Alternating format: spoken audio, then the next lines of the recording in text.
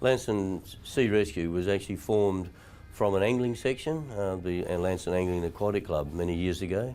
And yeah, we've been able to get a lot of good volunteers from those older days, and hence the reason why we're really pushing to try and get a lot of younger people, because, you know, we all tend to get to our use-by-date stage, and we're trying to make sure that the younger people can see what we're doing. We have a lot of open days. We also do a lot of little things at the schools for the kids to try and entice them to be part of us. So what we'd say to them is, listen, we'll do what we can to help you. We're listening to you guys because we want yous to be there when we're not there. So they've actually come up with a few good little ideas themselves. What we're trying to do is trying to get something together which we can make up and down the coast, because it's not just us that we want to try and develop, it's up and down the coast to try and get them to say, this is what we're doing, what are you doing that can make it a little bit better, that we can start to entice juniors more so to come along and help us. The young people are very good with the newer technology, whereas older people tend to have a little difficulty. They're very, very astute with that, and they actually do teach us a lot.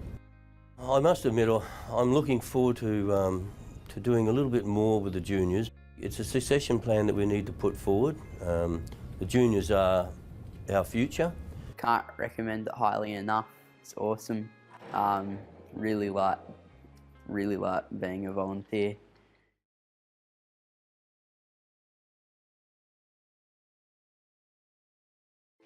I started off in 2015 with the VMR just as a crew member. I progressed through the ranks and become skipper. I took up a position on the committee. The last AGM I stepped up to Vice Commander and took on a bit of the media relations and the training officer, just so we can try and grow the group. If we've got younger crew in the group, it's more likely to attract other younger crew, and it is a young person's environment. We can allow people to grow and find their place in this organisation. About a year ago now, it was my very first job as a skipper. I got a phone call from a very distressed radio operator saying, look, I can see someone's in trouble. There's a kite surfer being dragged by his kite face down and he needs assistance.